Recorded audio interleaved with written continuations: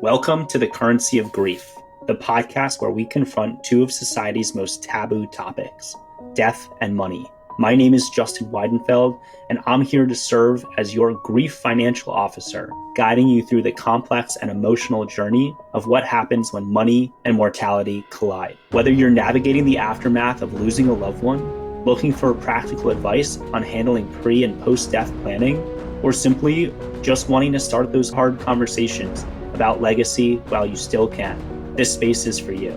Together, we'll hear real-life stories from real-life people who have navigated the intersection of grief and money and come out the other side.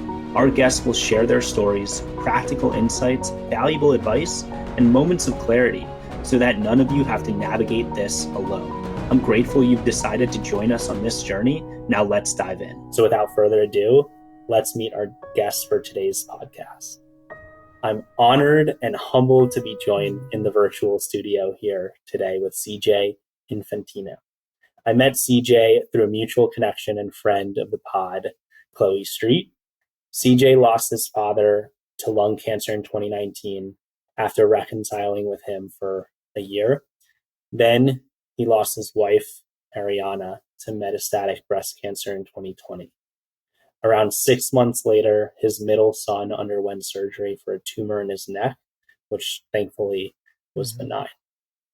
These life-altering events highlighted what CJ saw as a societal inability to handle grief well, prompting him to form a mission-driven venture to ensure no one has to face grief alone. CJ left his career in tech to start Unvoiced, a company focusing on corporate consulting, public speaking, and community support. CJ is releasing a book called Torn Pages from a Broken Heart. It's the unfiltered journal of CJ's first year after losing his wife to cancer. Mm-hmm. The book will be released on the death anniversary of his wife on September 30th. So CJ, thank you so much in the midst of launching a book for joining me on the Currency of Grief podcast. Yeah, no, I'm so grateful to be here, and I'm very excited. Thank you. We're excited too. I'm excited to have you. CJ, crazy idea, but why did you agree to come on the Currency of Grief to share your story? You forced me. No, I'm just kidding. Yeah, it's typically how it goes. No, because I think it's important that we talk about grief. And often in society, we think of grief as just sadness, or the person feels lonely, or there was a huge loss. But there's so much around grief that we don't even talk about because we can't even get to the surface level. And money and grief are also extremely hand in hand. There's so many things that happen after you have some of these significant losses and different forms of grief. And any opportunity that I can have a conversation that helps expose everything that happens to the person and the people around that person in grief, I am so willing and so excited and grateful to be able to do. It's amazing. And I'm happy that you're joining me on this mission to bring these taboo topics to the forefront of the conversation. Yeah. So here on the Currency of Grief, as you know, we don't really hold back. We dive right in. So CJ, tell us about your grief story and your timeline. Yeah. So it starts in 2015. I have moved cross country from New York to California and pursuing my dream job at the time, which was working for Facebook before it was Meta. And I was recruited and I moved cross country with my wife and my 3 young children. So we had 3 kids under, I believe, 5 at the time we moved. Our youngest was like 3 months old. And we had spent 2 years, and suddenly she got a terminal diagnosis for cancer, and it rocked our world. She was 30 years old. We were both 30 years old at the time. And it started with what felt like a lump in her breast. And, you know, the doctors saying it's probably nothing, and then going through testing. And after a month of testing, on the very last test, which was the bone scan, They had found that it breached the lymph nodes and it became incurable. And we found this out on March 10th of my 30th birthday, that she was going to die.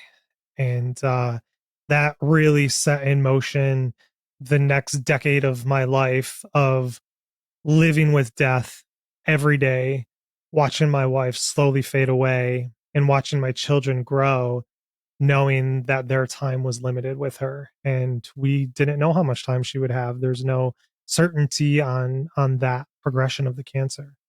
And in 2020, the cancer had progressed from just bone to all over her body.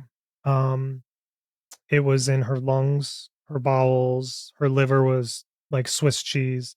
They found 17 tumors in her brain, and she just went from okay to could barely write. She couldn't write anymore. She could like had trouble communicating in a matter of months. And we took our last family photos on, I believe it was September 12th. And after 5 days of hospice in home, she passed away with her family around her on September 30th at 11:08. Now, if we rewind a year, almost exactly a year before that, we were in Florida with my dad, who was dying of lung cancer, at his bedside. And I watched him slip away, and I watched my wife break down as she saw what the devastation was going to be when she passed away for those around her.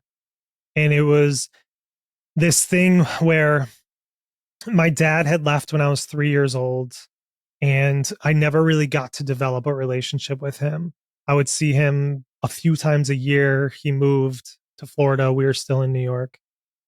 And once he got diagnosed with cancer, this was right around, I think, the second occurrence for my wife.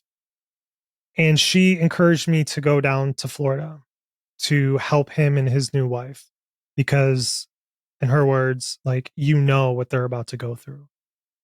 I reluctantly said yes. I didn't want to leave my wife as she was about to undergo more treatment and leave her with the three kids.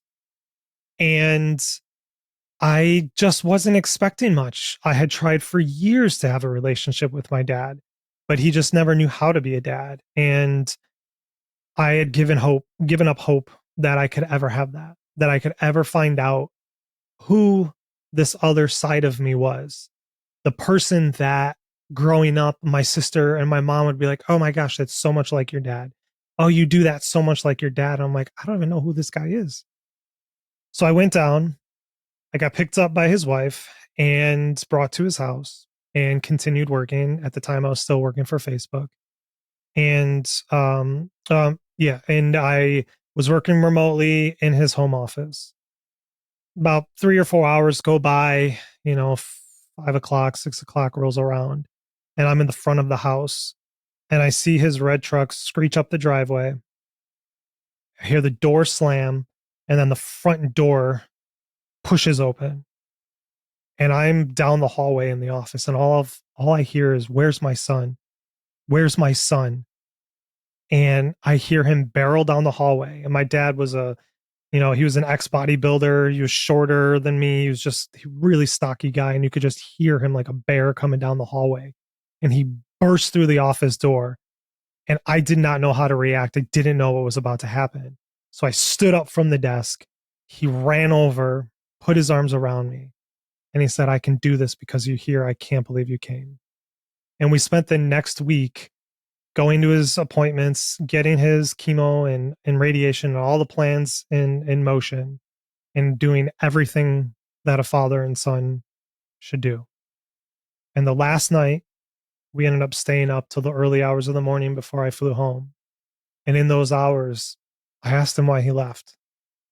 And, private conversation, but say all that to say it ended with us both on the same couch, holding each other, crying, and forgiving each other. And we spent the next year of him being my dad. He would FaceTime me and just watch me work and just hang out. He would talk with my kids. And I finally got my dad back until he passed away. And yeah, and it was a trip. It was wild. I never could have imagined that that could have happened. Wow. That's a lot to unpack. Um, Yeah. First off, thank you for sharing your Mm, story. The emotion in your voice, like, honestly made mm, me emotional as you were going through that timeline. You talked a little bit about who your dad was and was with you in your life prior, how he left when you were three and then and came back. But um, talk about your wife and who was she? How did you meet? What was your relationship like? yeah. To put it into a word, she was my world, and I revolved around her orbit. We met in high school. We were high school sweethearts. Before I ever even said hi to her, I saw her in the cafeteria one day getting a Snapple as she did every day. And I looked to my friend and I said, I'm going to marry her someday. I don't know why. It was unlike me. It was very bizarre that I said that. We started dating, and at 19, I proposed. And we started our life together. She finished college. We got married, had our kids right away. 6 weeks, I think she was pregnant into our marriage. And as you could guess, is early 20 somethings. I think we were 22, new child, first living together, fresh out of high school, don't really even know who we are yet. It was challenging. It was very challenging. And to add to that, to have a newborn and to be so young at that time in my life, my depression got to a critical level. Suicidal ideations began happening more frequently. I was losing sense of myself. And during Christmas, I'll never forget, I was sitting on the floor and my wife, who was very stoic, very much in the moment of life and not emotional. There was no need for her to feel emotional. There was no like an outpouring of emotions with me. That was me. That's me. I'm the crier. I'm the very emotional one. And I'll never forget sitting down there and with tears through my eyes asking her to leave me and saying, I'm too broken for you to be with me. You should not be with me. And she jumped off the couch, got down to my level, eye to eye, grabbed my face, and repeated until I calmed down, you're not broken. You're not broken. You're not broken. And from there, she continued to support me in that deep, deep, dark depression through being a new mother and caring for our child, and then being pregnant again 16 months later. And to say that she endured so much is an understatement because she did. And we worked incredibly hard on our relationship and went through very challenging times, as anybody who's married knows, to get to a place where we just had an undeniable connection and joy and love between each other. I mean, I would feel things that she was experiencing, and may sound a little bit weird and spiritual, but like I could feel that something was wrong. I could feel the pain that she had. I could feel everything. And to be able to walk her through her death and to be there holding her hand as she took her last breath felt like such an honor because she brought me into life. She took me out of death and got me through my depression.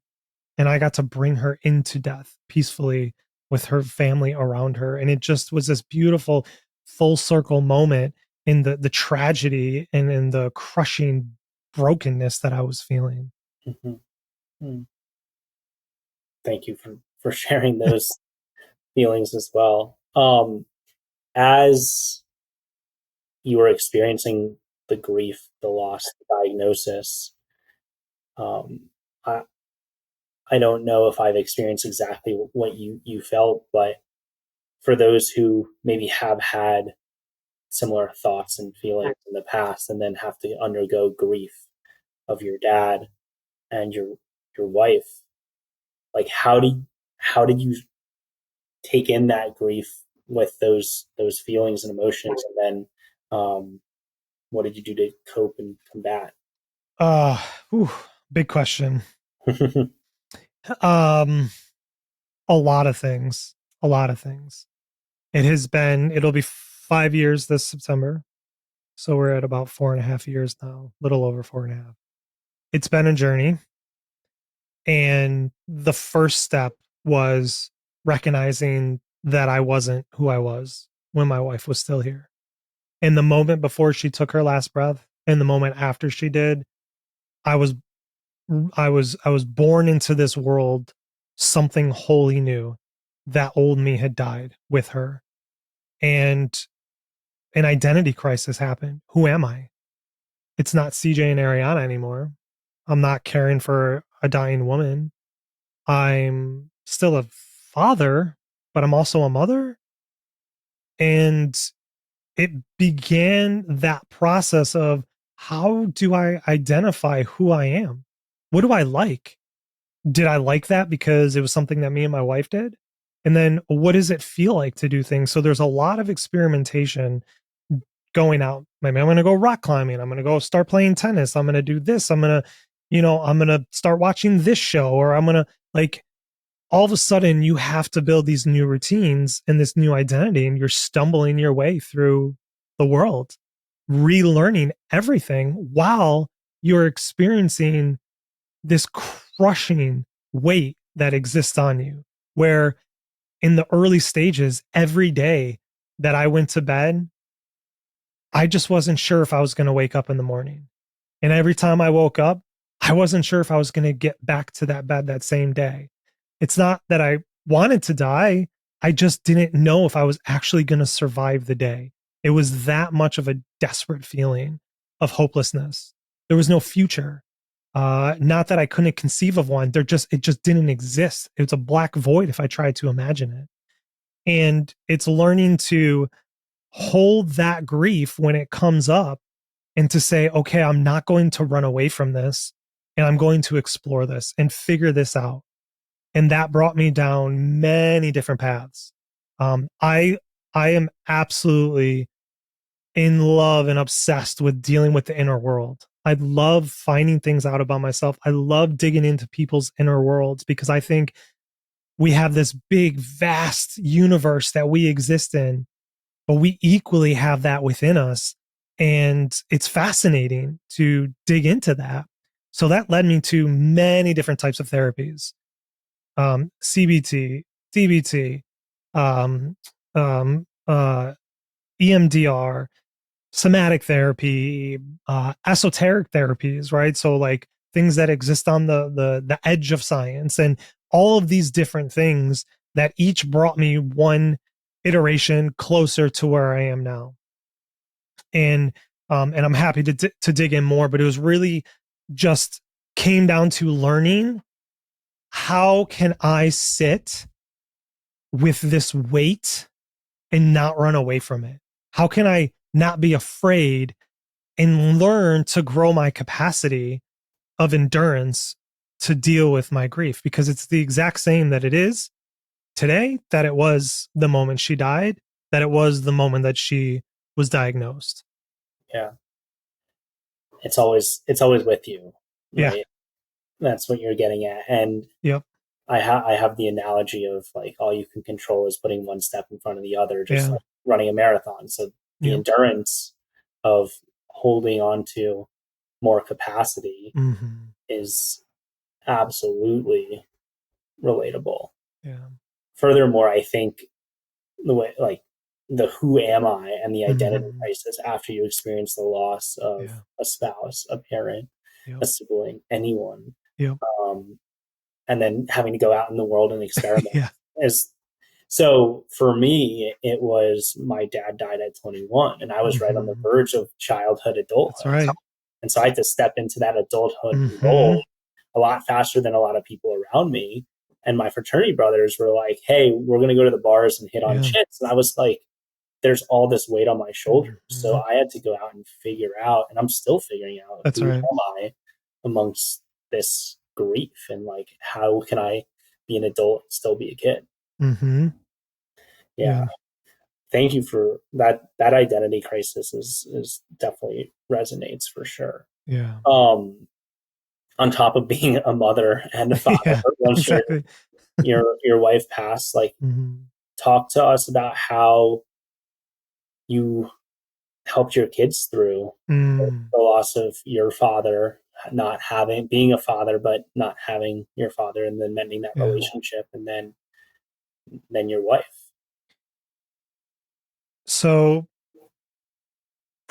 it's been one of the most difficult things in my life, aside from being able to hold my own grief. And the place that I'm in now and the energy that gets put into telling this story is vastly different than it was even 6 months ago.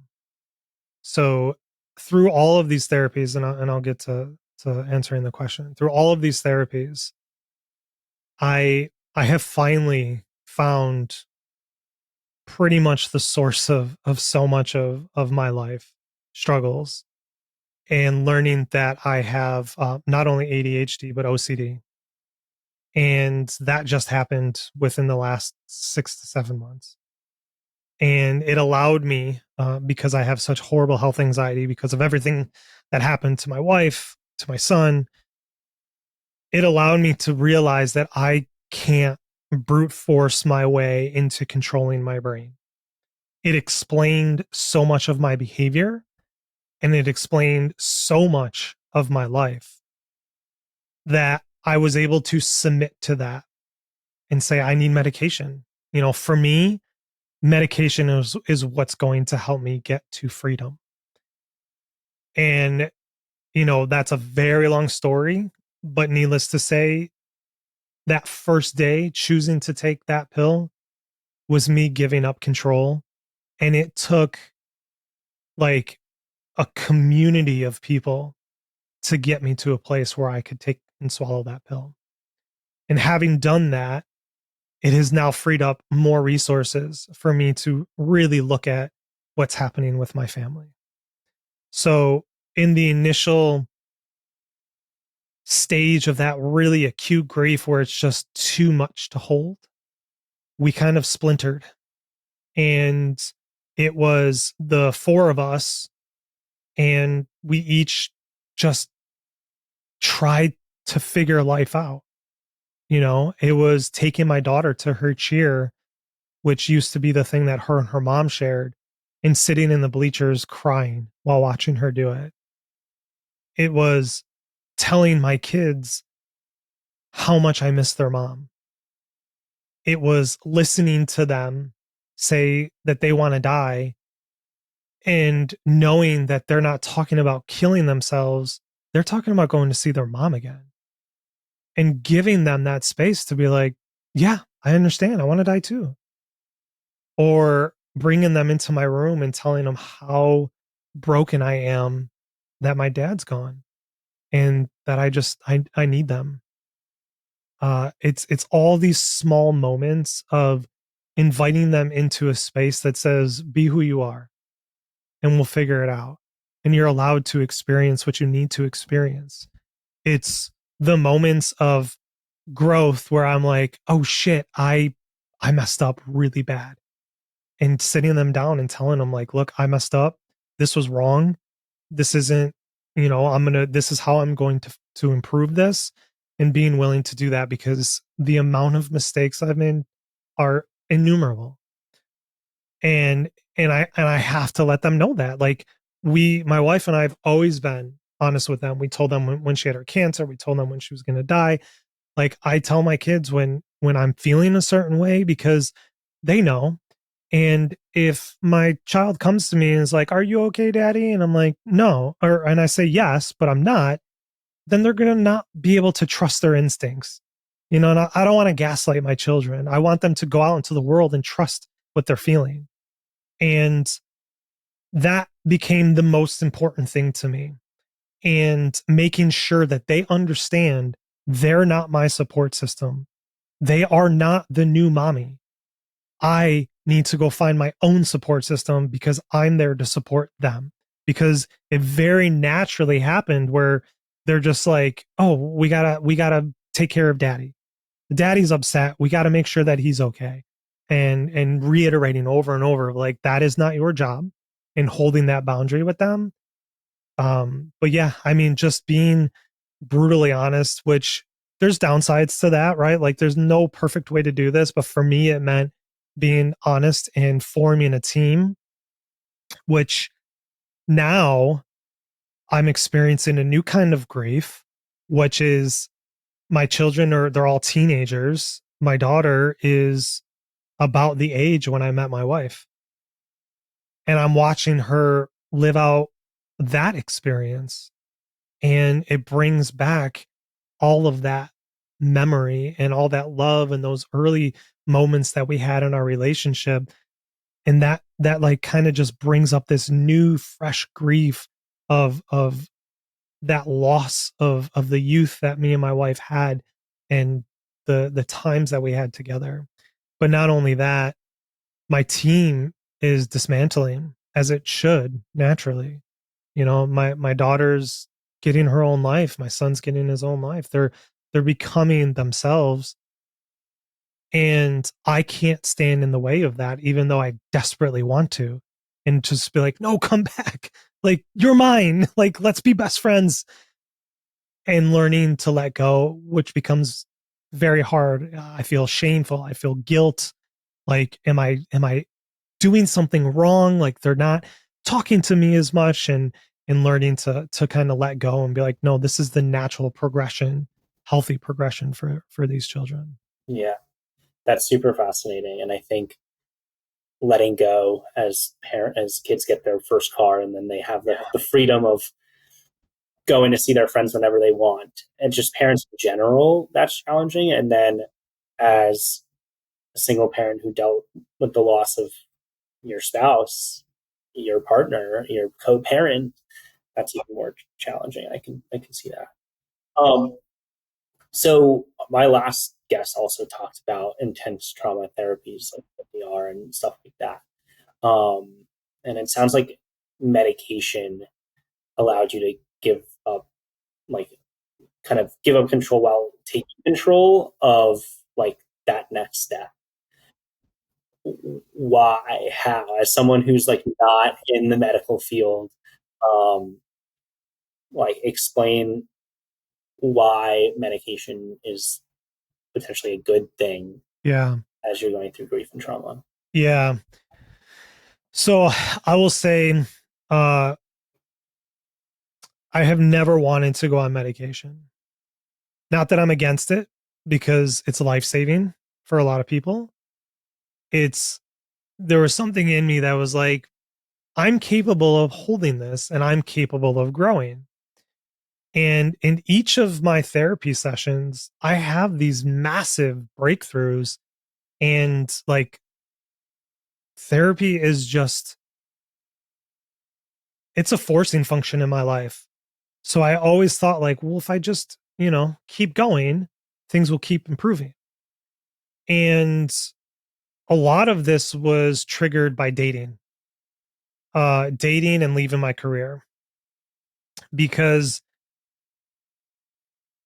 as much as I wanted to think that I can continue on this path of growth and eventually get to a place where I wasn't tormented every day, because I was literally tormented, and I never realized how tormented I was until I wasn't, that I had to realize that that medicine was going to make all the efforts that I've been putting in towards my growth and my health that much more. It's going to like 1000x it versus if I do it without it. Could I have gotten to a place where I can control it? Maybe. But it was getting that OCD diagnosis and knowing that, like, this is my brain's function. This isn't just anxiety. This is, I can't stop ruminating on things, and it started to impact and ruin my life. And knowing that there is a high chance that taking, you know, the crazy thing is like with OCD, you have to take a very high elevated dose of an SSRI. Like I'm on Zoloft right now, and you have to take a very high dose for it to even touch it, where it almost becomes a different type of medicine. So not only did I have to take this pill, but I had to go beyond the limits of the normal dosage that people take. And the fear was, will this impact my health? Is this going to ruin my life in ways that I don't want it to? And I'm not going to get a benefit from it. So the reason why it was so powerful is because it helps me not to ruminate and have these compulsions, which would cycle constantly. Like I would stare at a wall for like an hour and just like be in my head, like thinking through like an index roll, or like the old Rolodexes. And I just had memory after memory after memory, conversation after conversation. And I'm searching and looking for evidence and proof to the thought that I'm having and trying to find that and then applying it to it to help that thought feel better. And then I do that. And then 5 minutes later, it's back. And I keep doing that. And then this got so bad that I literally could not function anymore. Where I was at a conference in Florida and I had to fly home the next day because I couldn't breathe. I couldn't function. I couldn't do anything. So for me, medicine has been life-saving because for the first time in my life, and I'm not being hyperbolic, Justin, for the first time in my life since being on this medication, I finally know what it feels like to breathe. Because I would constantly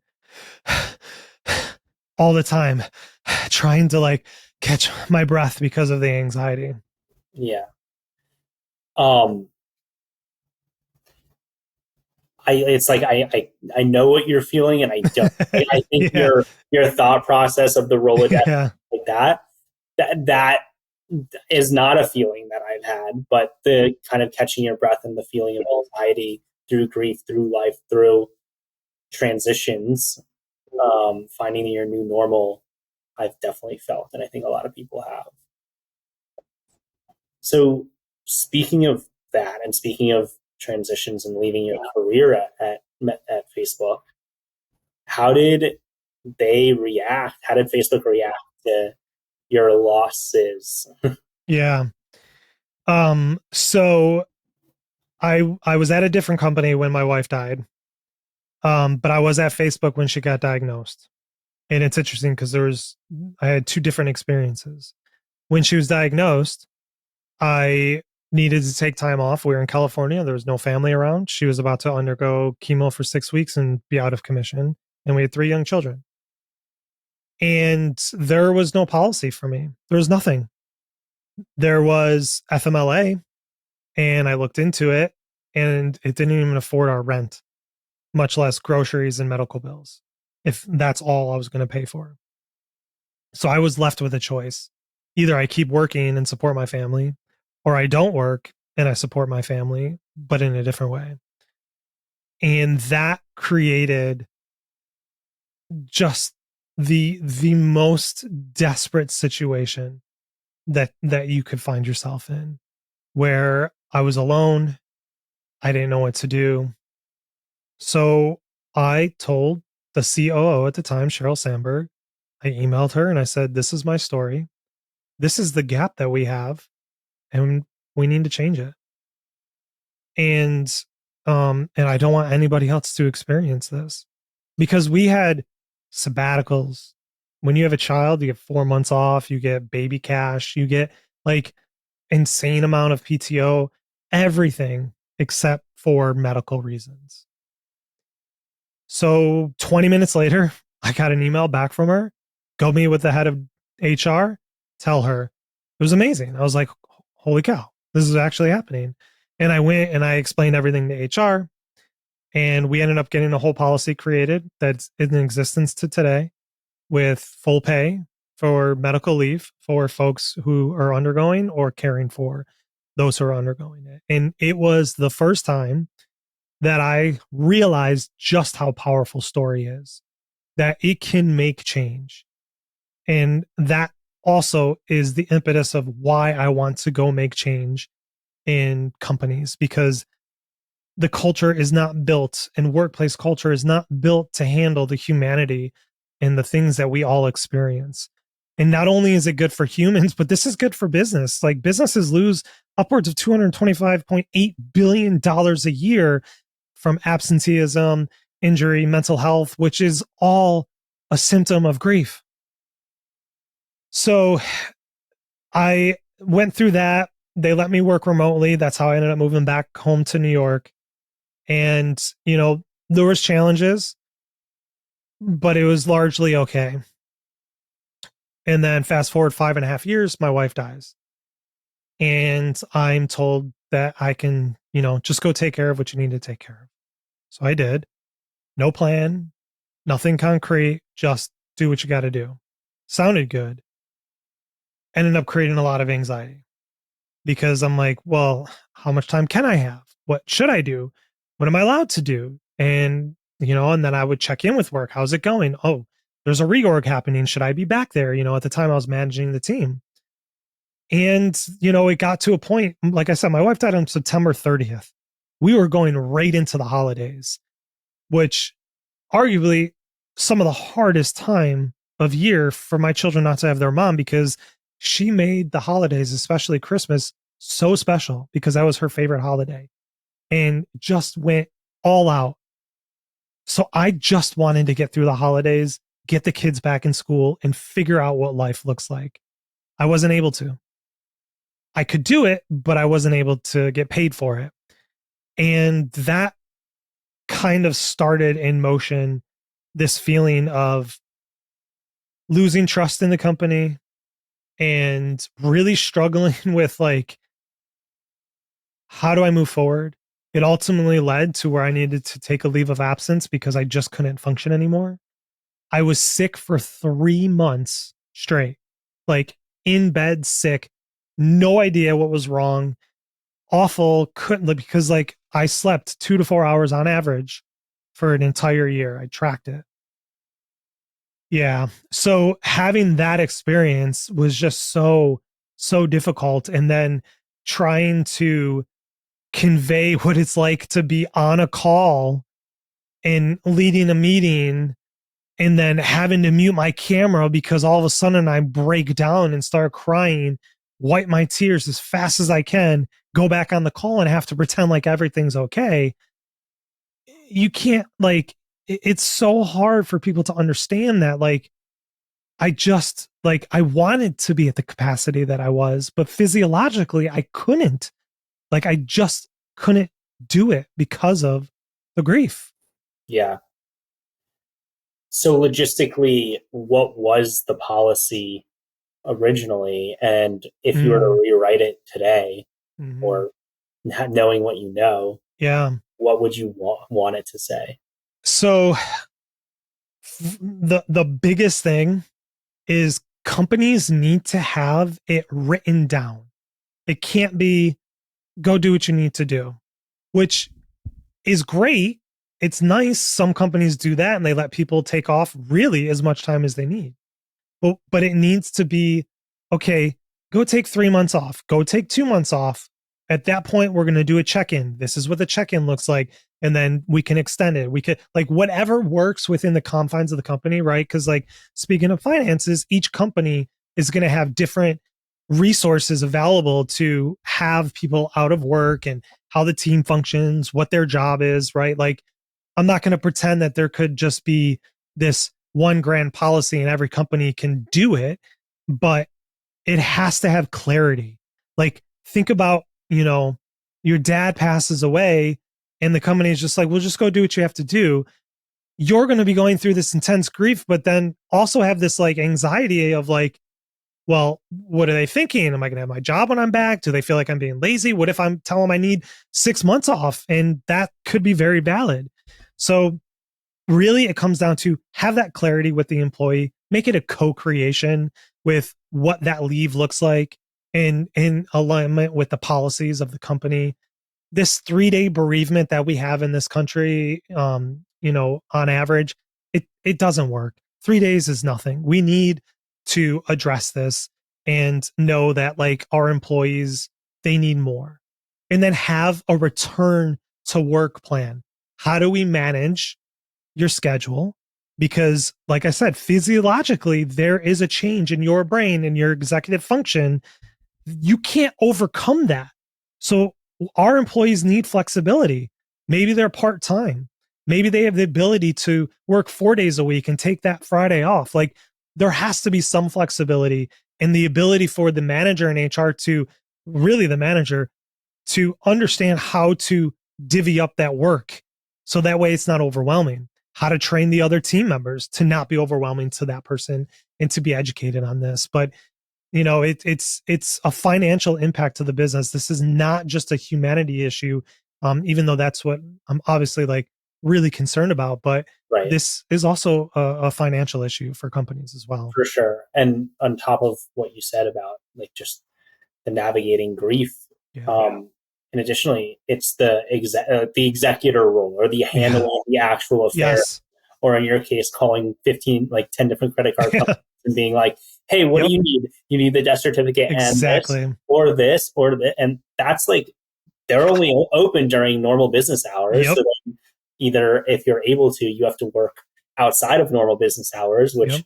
correlates to sleeping 2 to 4 hours a night. Yeah, exactly. Yeah. And like the funeral parlor's like, here's your stack of death certificates. Some people will need it. I'm like, what?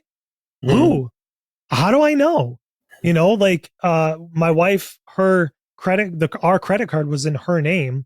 Mm. So I tried to pay it. I couldn't. And I called them up and I was like, hey, I'm trying to pay my credit card off. They're like, and told them the situation. They're like, oh, it's just gonna go away. And I was like, I'm trying to give you money to pay this off. They're like, no, it just goes away.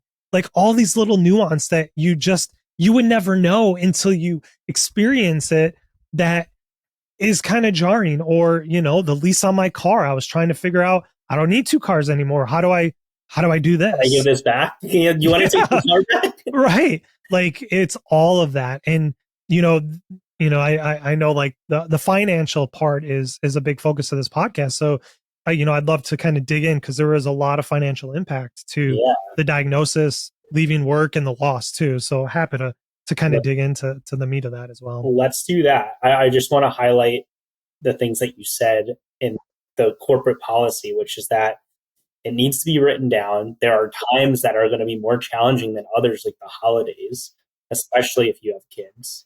And the 3-day bereavement just doesn't work. It should be a couple months. There should be open communication. So what may work for CJ may not work for Justin. And so it needs to be adaptable. And I love the idea of a return to work plan. Like, here are the expectations instead of like, yeah, now you're going back into your corporate level or managing all of these people who are coming to you or all of these clients. It's, I like over communication, over transparency, especially while you're in that grief fog. Incredibly important. But let's pivot to the money section.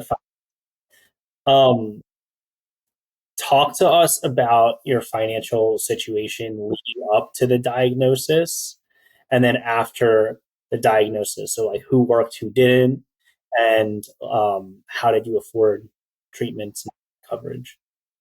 I love this topic. I love finances, so I think I'm in good company. I'm the type of person who has spreadsheets and projections, and I at one point was day trading as a competition with my buddy. Not a lot, but just understanding markets. So say all that to kind of caveat that I know that that's not normal. That a lot of people are severely undereducated with finances in general, and what all of the implications are, and what does it mean to save. Like, what is the stock market, right? Like I became very aware of how little many people even understand the stock market and what that actually entails of investing in there. So I just want to caveat that I had the privilege of having the personality that happens to like it, that I self-educated. And I was a financial advisor like when I was like 19 and 20, I think. So the way that this worked was my wife was the spender and I was the saver. And she stayed home with the children and worked by keeping the household going. So she was in charge of pretty much purchasing everything, making sure the kids have what they need, child rearing, all of those things that you would think of with a person staying home. And I would work and bring in the resources. So I'm working. We get married. Obviously, very little money. Um, have a child right away. This is like trying to save 10 cents where we can type of situation. And naturally over time, my career develops and I start getting better jobs, better paying jobs. And then we go out to Silicon Valley and I get hired by Facebook and begin making better money where we can afford to do things now. And we can have that kind of um, still worry about bills because California is so expensive, but not be in such a tight situation where, trying to get a $10 YouTube or music subscription is out of out of the question. So we begin saving. I get my life insurance, get her life insurance, which didn't do enough.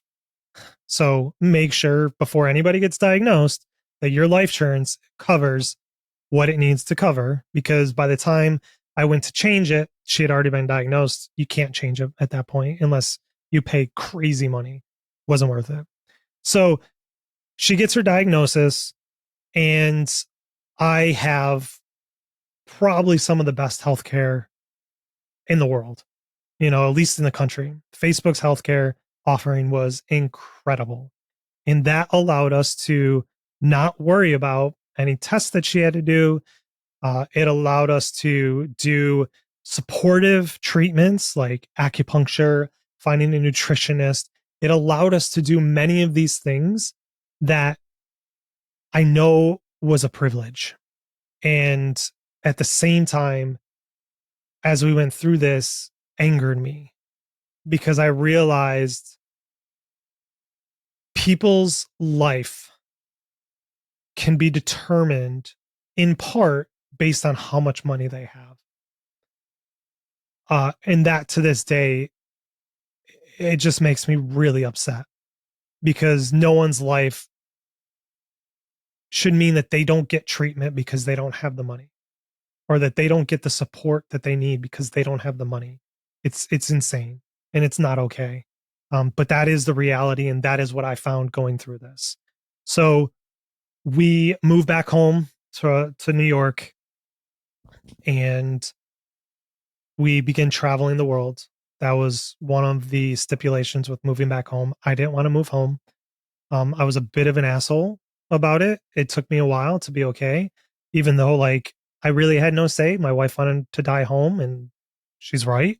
Our children needed to be here, and we needed to be around family. But I had a really tough time coming back home. Um, so we traveled the world, and we did as much as we could for my wife and to make it a fulfilling life, to create as much memories as we can.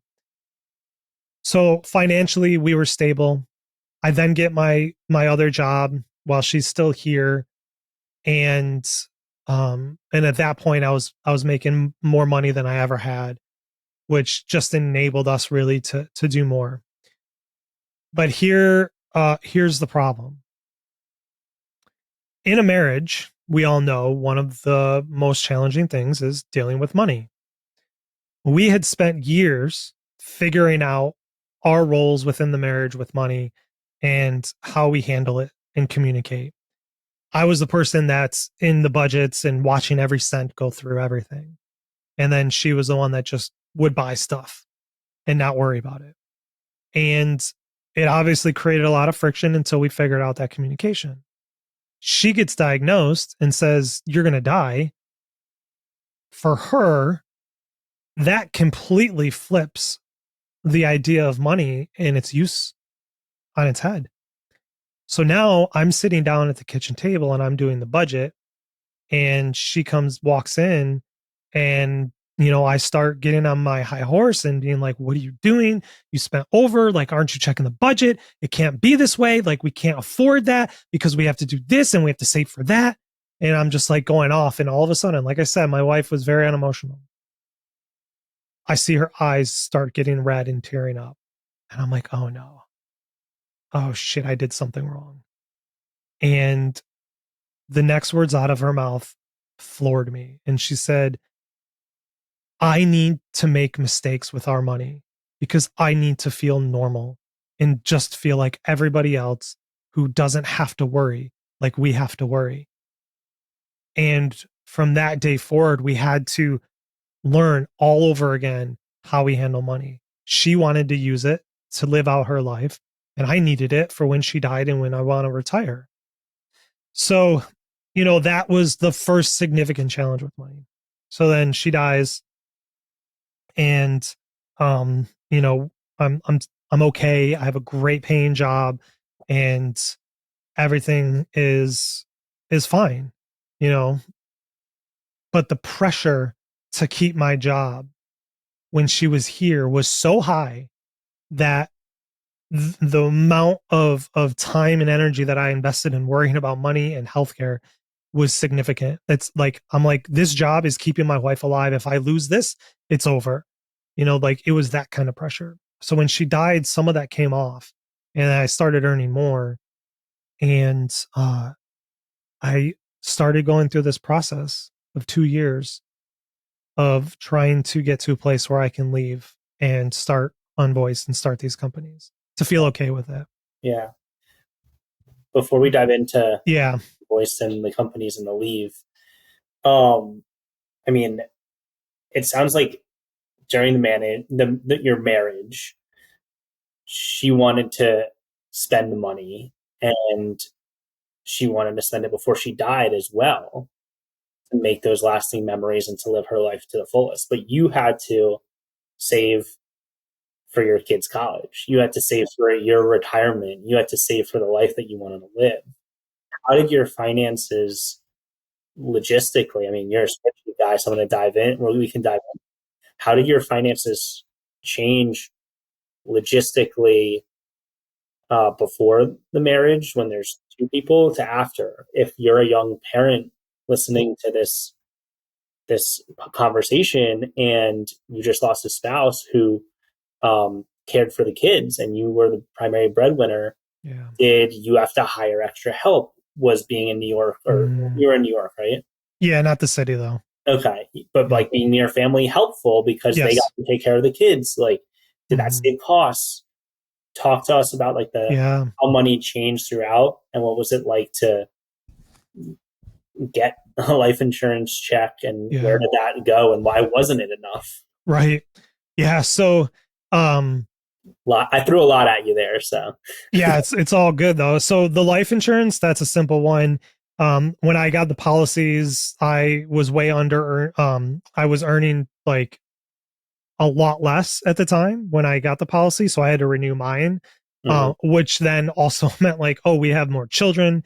If I had to replace my wife, which I know sounds weird, but like financially speaking, if I had to replace that and everything that she contributes to the family, like it was just way too little.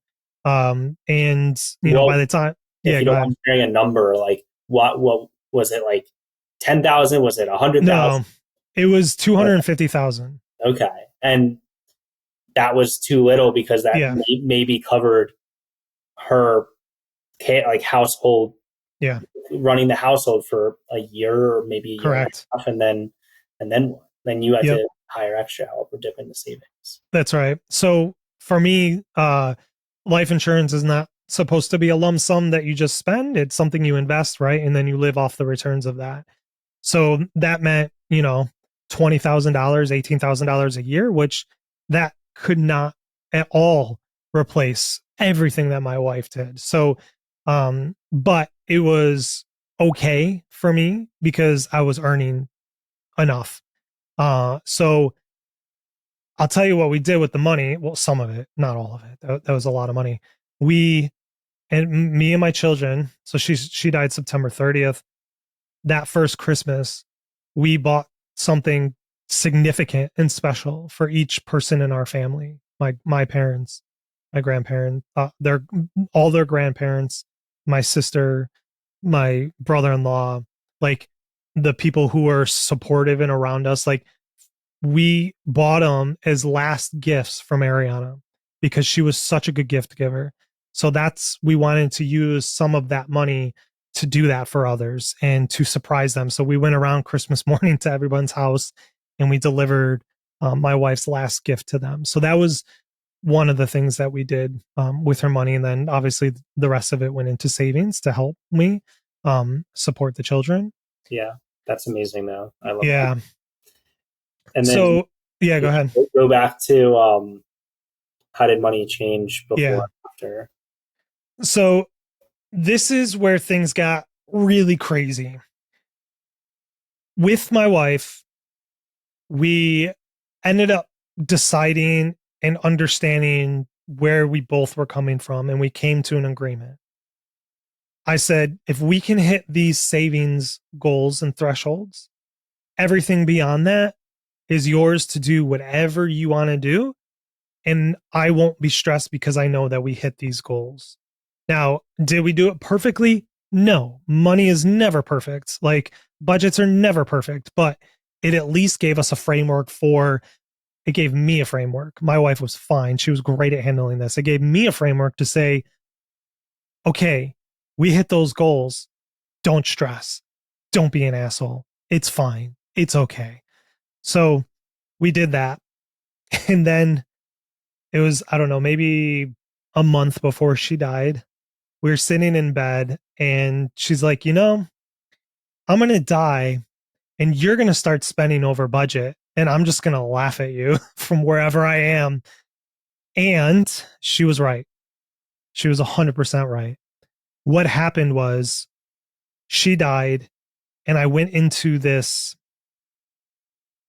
just crazed space in my life where I began going to every room in my house, taking everything out, putting it into center of the room, going through it. If I didn't recognize it or didn't think it was needed, I threw it out and I rebought everything. And I built new systems because I was like, I need to know everything in the house and I need to build systems, which was a little bit of the OCD now that I look back on it. And that just meant I just started spending like way more money than I usually do. And that started to create a little bit of uh it was like it was good. I was grateful that I could do it. But then when I started to get the seed planted of, oh, I think I'm going to go start these companies, I started to panic a little bit because having money was really a part of my identity. And I'm like, well, who am I if I'm not the smart engineer who has a high paying job, tech job? And I had to break free from that identity. So, one last thing, and then I can go further, but I'll pause. Remember, my wife got diagnosed with terminal cancer on my 30th birthday. On my 35th birthday, through a crazy series of events, the company that I was working for was originally supposed to go public in sometime in February, I think. Something happened. The date had to change to March 10th, my birthday. And we went public and it was better than we thought. And it meant that I had a little bit of a runway now if I truly wanted to go out on my own. And it was just this crazy full circle moment where I was just like, Ariana, how did you do that? How did you do that? Like on my birthday of all days, it was like a redemption of how hard that 30th birthday was. And 5 years later, 6 years later, I'm now celebrating it, thinking my future might change. I might not have to be in tech forever. So yeah. Was that was after she passed away? Yeah. Yep. And Yeah. She was already so gone. and so I've found a correlation between people who've experienced a significant loss and entrepreneurial spirits. It's you, it's me, it's a lot of people that I've spoken to, and a lot of people on this podcast. And so, why was I mean, it sounds like you're a I's dotted, T's crossed system process in place. Love a runway, love a safety net. Had to build it from like for yourself, your personal, literal financial wealth. Why was leaving your high paying job to go pursue your passion? Why was that one of the hardest decisions that you had to make? Mm. It was multifaceted. It was giving up a lot of money and the perceived safety in that, even though I was literally physically dying because I was sick all the time and it was crushing my mental health. But even still, that money was some twisted, like perverted sense of safety where I was like, if I have this money, then at least I have something that I can give to the world. At least I'm worth something. Because at the time I was like, I'm so broken. What? There's nothing lovable about me. But if I can get things for people and help the world financially, well, then maybe somebody will love me for that.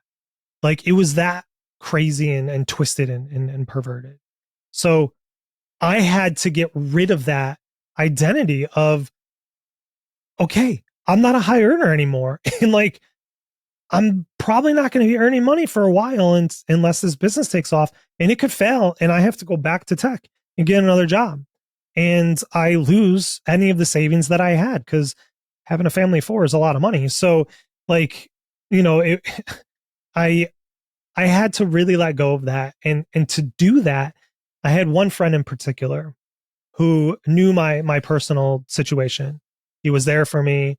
He knew my finances in and out. He knew how much I had, how much I didn't have, how much my budget was. And I would have conversation after conversation after conversation with him. And I knew that he was ultra conservative with money. And when he got on the phone with me and said, CJ, you're okay. Go. You're fine. And if you need to come back in a year, you come back in a year, but you can be okay for a year. And that finally got me to a place where I was like, okay, the money part solved. I'll be okay for a year. I'm fine. I can come back if I need to.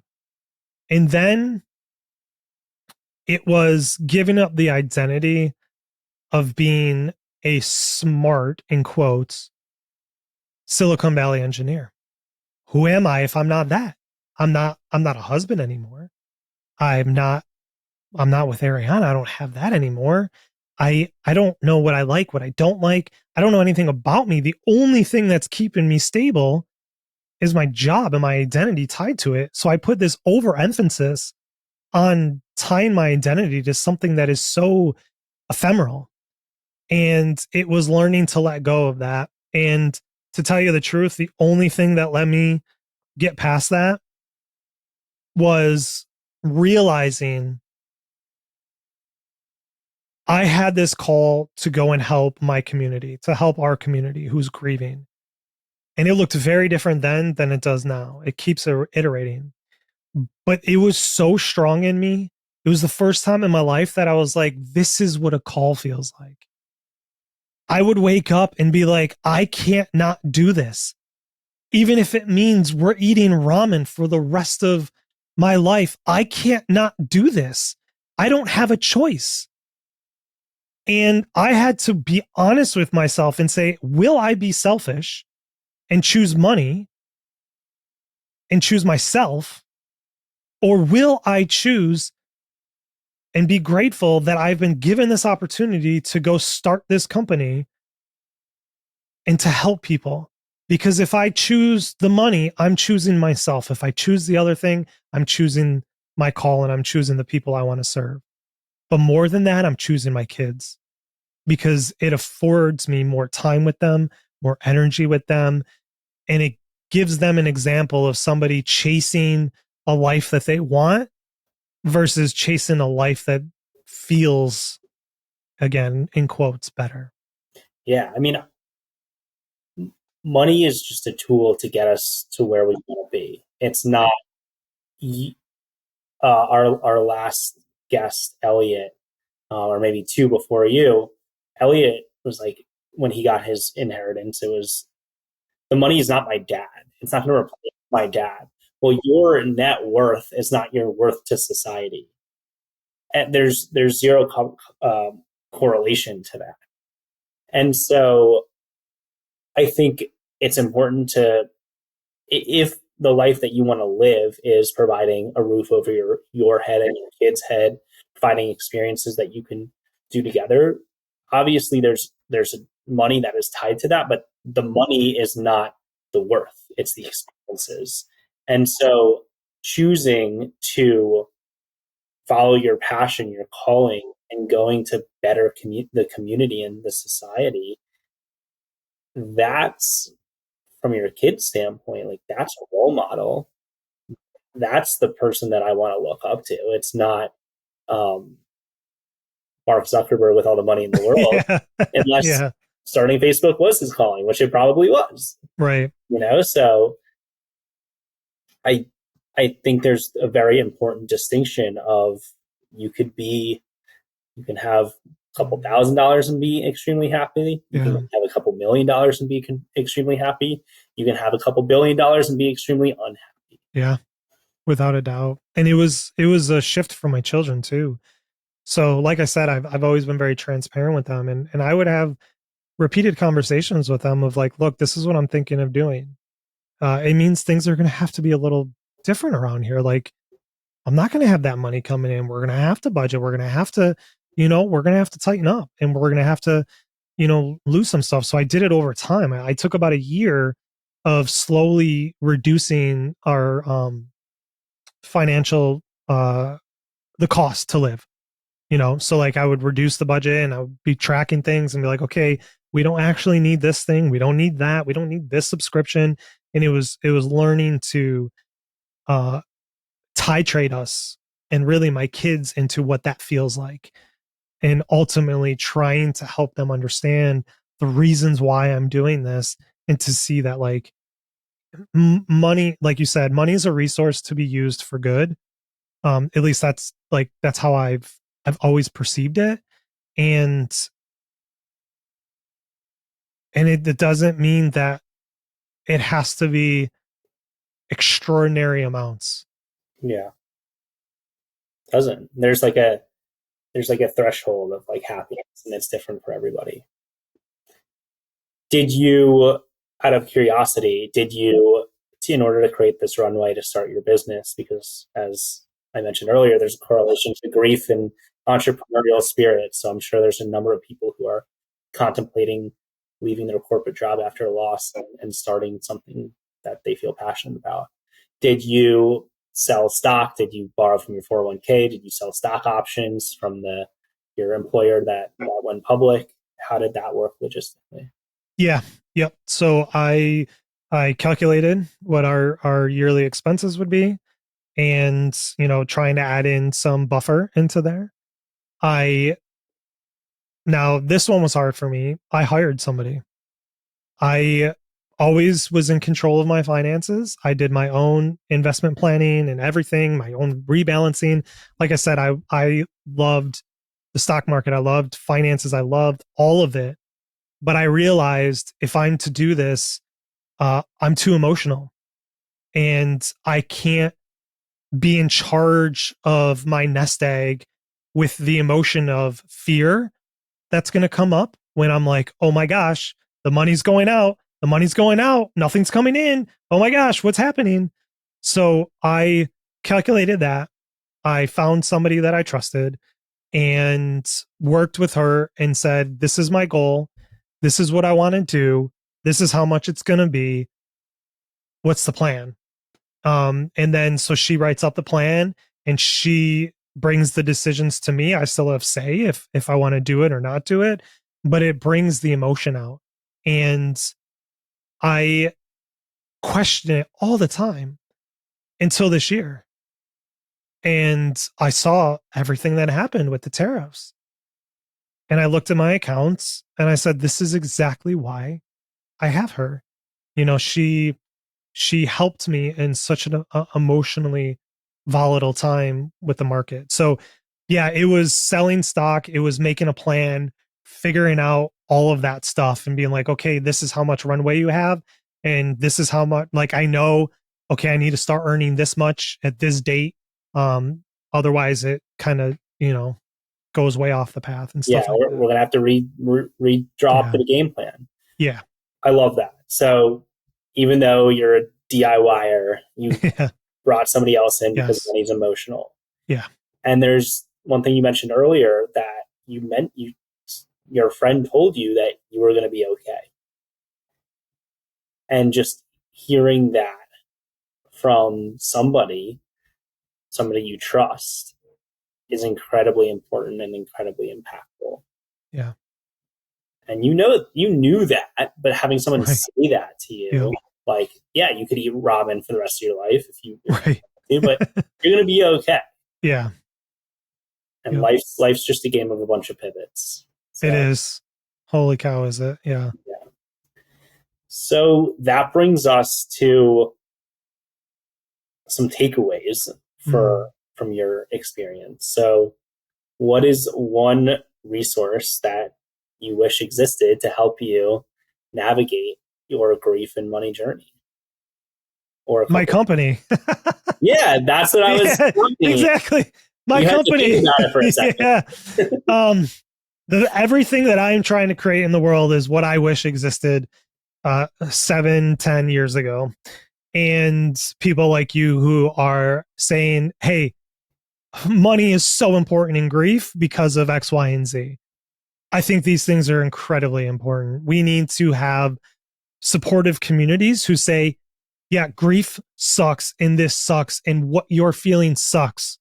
But let's figure out how we can get you to post traumatic growth and out of that that PTSD. Let's get you there, because a lot of communities that I try to be a part of, and no knock on them, like everybody has their values and their place and what they want out of life. A lot of what I found was folks numbing out, which for a season is okay. I certainly have done that. But as a lifestyle was something that wasn't particularly for me. It was not something I wanted. I wanted to grow. I want to be in love again. I want to be married again. I want to have a future. I hopefully have another 40 years to live. That's a long time. So it's really having a community who says this is what grief actually is, to normalize it, because there were so many things that I went through that, like, Justin, I legitimately thought I was going crazy, that there was something wrong with me. And I was like, oh, other people are experiencing this too. It's having that space where you're learning about the realities of grief so you know that you're not crazy. It's having resources and classes and books and things that are going to target the specific area, the specific place in your journey to get you to that next level. Because something that not everybody can receive right away is, for as tragic and horrible and horrific, and I would never, ever, ever want to take this versus having my wife back. But in our grief, as we move through that journey and find that capacity to grow, we find our gift. And you don't know what it's going to be, and you can't go and get it, but it will present itself to you, whatever that gift is in your grief. And that takes well thought out resources, a well supportive community who's going to validate you and push you towards growth. It takes workplaces who are going to treat you like a human and to enable you to be secure in your job and know that you are suffering in your work performance and it's not you, and it's not because you're lazy. It's because your brain has significantly changed and it needs time to heal. Yeah. Uh, there's a lot of things that you said that were amazing. One phrase that stood out to me was post traumatic growth. I Yeah. love that. Mm-hmm. And finding your gift through grief. Yeah. Incredible. Um, so what is Unvoiced? Mm. Is it all of these things? Yeah. What is it right now? What do you want? Yeah. You said life is nothing but pivot after pivot. That's exactly what's happening with Unvoiced. The very high level is at the first stages of my grief, I started a clothing brand called Hopeless Mope. Funny enough, I'm actually wearing it today. I didn't do that on purpose. Yeah, you did. I swear to you, I didn't. I swear. Um, and that was for me fashion. I love fashion. I love designers. I love just being absorbed in the artistry of it. And I have been writing about mental health for years and years and years, talking about my mental health to try to help expose that. And I thought, what if I combine the two? What if I can dress people with their emotions and it gives them a place to express emotions that we try to, condemn in society? And from there, it went to that and then launching a podcast network, which I did for 3 years, then launching Unvoiced, which became one thing, all the way to everything is now Unvoiced. And what we are is we have the business side, which is uh, training and informing and helping corporate culture to change and write policies and leadership training and, going in and speaking and telling my story. I have my book coming out, Torn Pages from a Broken Heart, which is on pre-order right now on Amazon. And that is helping expose the raw truth of what grief is like to hopefully help people know that they're not alone. And that's my intention with that book and releasing my journal entries, which are extremely private. It felt more important to me that people weren't alone and that caregivers had a voice. It's, creating our content, and there's a lot of cool stuff that we have planned for our YouTube platform. And my Substack where I write about growth and grief. And that is something that I call Project Grief. So that's projectgrief.co. So I have that, which is helping expose kind of, how do we grow in grief? What does that look like? What are the things that I need to know in education? And then our social platforms, which is, finding ways to tell stories in 500 characters, or with video, and many, many, many more things. And we have our merch now. We have our Unvoiced merch, and then I still have my Hopeless Mope line, and you can get that. And it's just, we have I have a team of two now. We have so much planned that I'm so excited, and some companies that we're going to partner with. And it's just like I could talk about it for hours and hours and hours. If you would have told me 5 years ago that this would be my life, I would have laughed in your face. But to tell you, like, I wake up every day so fulfilled that I get to serve this community, that I get to do this. Like, I feel so privileged. I know that I'm privileged that I get to do this. And it is the greatest honor of my life, because when I see the impact that it has on people, it's always when I want to give up. It's always when I just want to give up. I'll wake up and I'll see it. I'll get a message and I'm like, oh God, okay, this is why I have to keep going. It just encourages me because we don't really understand the impact we have on people. And when they take the time to tell you, to me, that's so special. Yeah. I'm gonna need some Unvoiced merch. Yeah, man. um has that feeling, this calling, Mm. waking up and feeling fulfilled every day, working on Unvoiced, has that helped any of your past, like, I call it like anxieties and depressions? It's yes. Leaving my career in tech, while scary, immediately improved my health. I used to get sick about every month for years and years. I've been sick maybe twice since I've stopped working there. My my ability to handle my mental health and to grow it and to care for myself has dramatically improved. The sense of fulfillment and purpose that I have in life is through the roof. And the stress that I now have and the fear that it's not going to work out, I'm going to have to get a job, that I have to get money, all the stress that comes with it. Cause like, I feel like I'm being very positive, and I am, and I'm so grateful, but like, it's still very hard. And I want to convey that for anybody who thinks that like you do this and life's amazing. Life is amazing. And I've traded up my stress. I still have it. I still have fear. I still have anxiety. I still have doubts, but I've traded it up. And I think that's what life's about. You don't get rid of it. You trade it up. And I have better stress, better anxiety. The things that I worry about now are exciting because it's like, okay, yeah, I'm really scared and I don't want to do this, like, or worry about this, but it's better. Yeah. It's amazing to hear. I love that. Yeah. I love that. Growth through grief. Yeah. Yes, sir. That is Oh, it. we talked at the beginning of the show, and I knew I want to bring this up very briefly. So if you could spend, I don't know, a minute or two on Yes, sir. Yeah. dating after losing a spouse. What's that like? Why is that? Why is that so difficult? I can imagine it's difficult.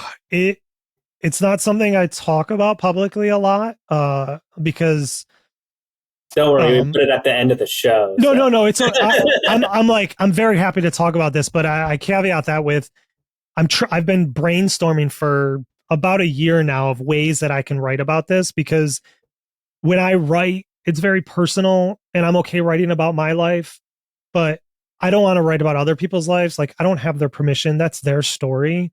And dating, it just inherently involves other people.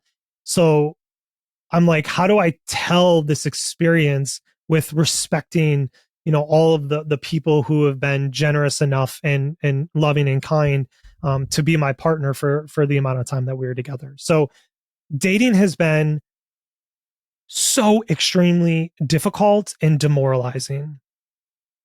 For me, I met my wife when I was 18 years old. We were together. She died when I was 35. And I went from 18 to 35 in 24 hours. And I looked in the mirror and I was like, oh shit, I'm old. I'm not 18 anymore. Like, my hair's thinning. Like, I have this, like my face, like, all of a sudden I became extremely aware of any flaws that I saw in myself. Whereas I didn't really care before. Like, I took care of myself, but like, me and my wife were aging together. And that was one hurdle to get over, of like, what is my worth? What is my value? What could somebody possibly love me for? Like, I have all this baggage, all that stuff. So it became that reflection to me of what I need to work on. But then you go out into the world to date, and the apps are horrible. They are extremely demoralizing, and they caused some pretty difficult times for me, where it drives this behavior that just feels inhumane, where I'm like, swiping on somebody, judging them in 2 seconds. I'm like, this isn't okay. And then like, people ghosting, like, I'm like, what is this world? Like, I can't, like, I would respond to people or be like, hey, I'm not interested, but like, this whole ghosting thing, this whole culture of dating, and it just felt like everybody's coming into this with such skepticism, where you're on a first date and you feel like you're being interrogated. And I understand this, you know, I don't want to overgeneralize, but a lot of men are really shitty, and they're very, very shitty to women, heterosexual women.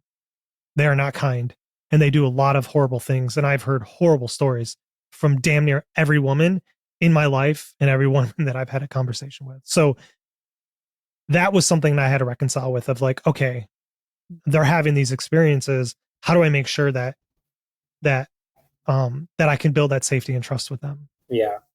And that Well, was a hurdle. Yeah. sure. I think dating in general, I think it's become so far from, hey, we're in kindergarten and we're just playing with blocks. Okay, come play with blocks with you. It's like it's so much. It's gone so much from like, hey, can we have like a friendly conversation about like what you like and what I like and see if we're compatible to have another conversation. And now it's everybody's on guard and people are very protective about their feelings and emotions, and Yeah. it's really challenging. Yeah. And you add being a widower on top of that.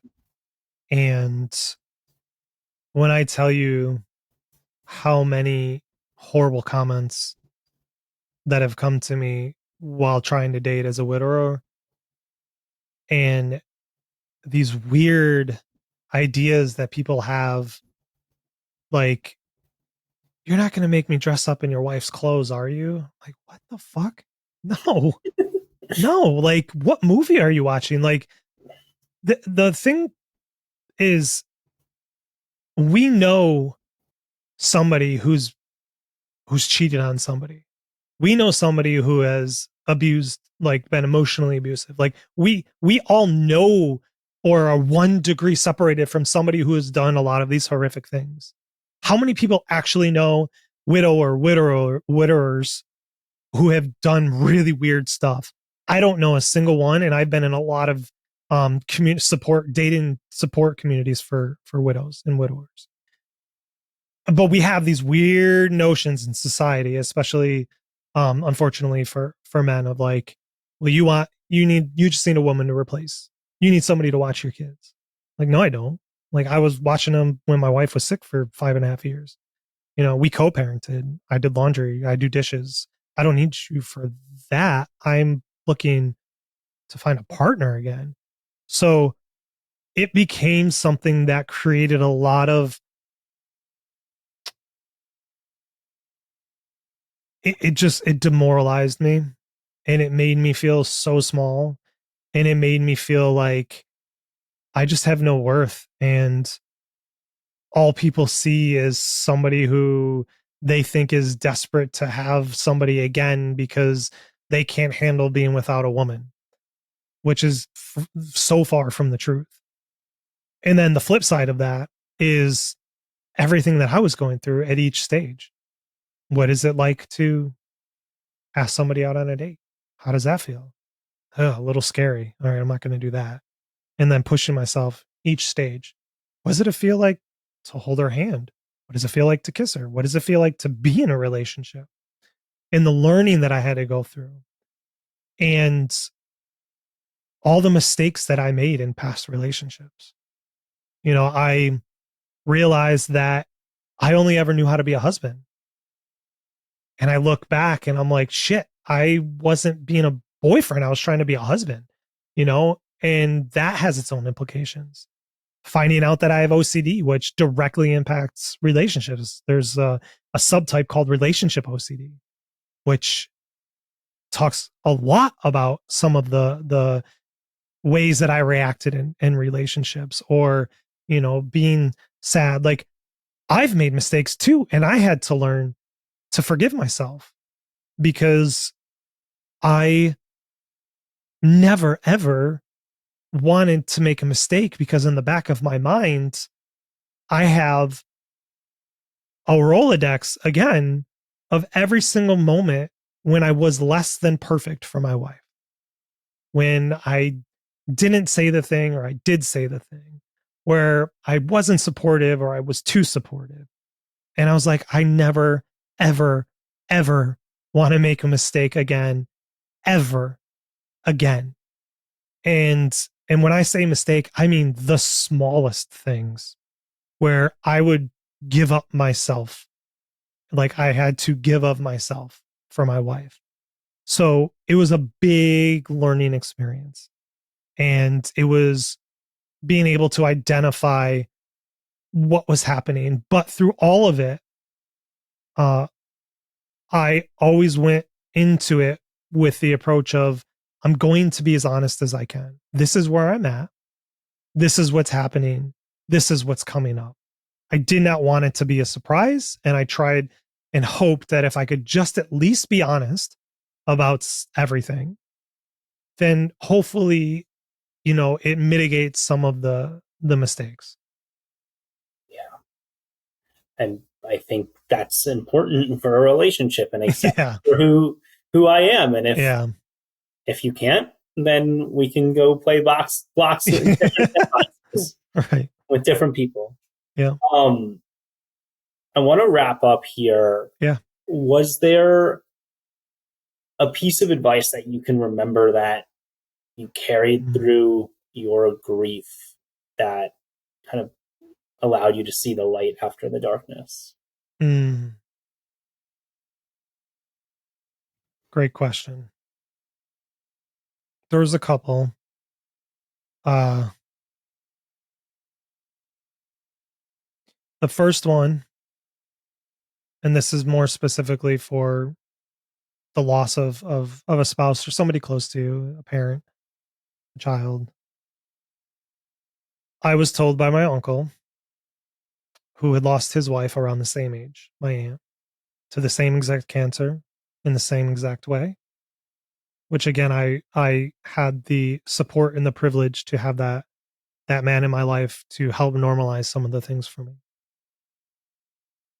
But he said, Ariana taught you everything you need to know.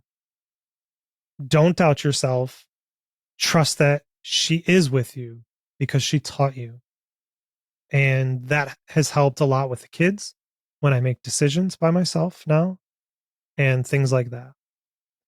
The other piece of advice is more of a general idea that people communicate in different ways. But the way that I communicate it is your grief is a big part of who you are now. It's a big part of who I am. It is a big part of our story, and we can't get around that. But it is not who we are. It is only a part of us. And that grief will never go away, which means we have two options. We can pay attention to it or we could ignore it. I advise that we pay attention to it. And the more you grow your container, your capacity, whatever words you want to use to hold your grief, if it is just big enough to just have it there, but it's spilling over the edges, and you grow it beyond that, you're not only growing your capacity to hold your grief and redefine your relationship with it, you're growing your capacity to experience love and joy in your life. And for me, this has been that gift that has exposed itself to me, that I can find a deeper joy and a deeper love and a deeper appreciation for life than I ever have before my wife died and before I learned to grow that capacity. And how do you grow it? You got to experiment. Go try different therapies, go try different, support groups, try sitting alone with your thoughts, let yourself cry, listen to music. Like there's 101 ways to do it. Do them all and find the one that works for you. I love that. Thank you for that Yeah. advice. CJ, how can people find you and stay in touch? You can definitely get me on socials at CJ Infantino. Find me on Threads, IG, and definitely check out projectgrief.co. Highly recommend you subscribe if you want to continue the conversation. And feel free to check out unvoiced.com and see what we got going on there. Follow us on socials. There's a lot of big things coming out, and I'm so excited. And I would love to hear from you, and reach out. Let me know if you have any follow-up questions or if anything impacted you in a certain way, or if you have any feedback for me. I'm always open to feedback too. I love that. Well, this has been incredibly insightful, and I'm just so appreciative of your intentionality and how deep we got, and you sharing your entire story and being in your own book, literally coming out on September 2nd. Yes, sir. CJ, thanks so much for joining us on the Currency of Grief. Yeah, thank you for having me. I'm honored. Appreciate it. Well, podcast family, thanks for tuning in to another episode of Currency of Grief. it's a great day to have a great day. So go have a great day. We'll see you next time.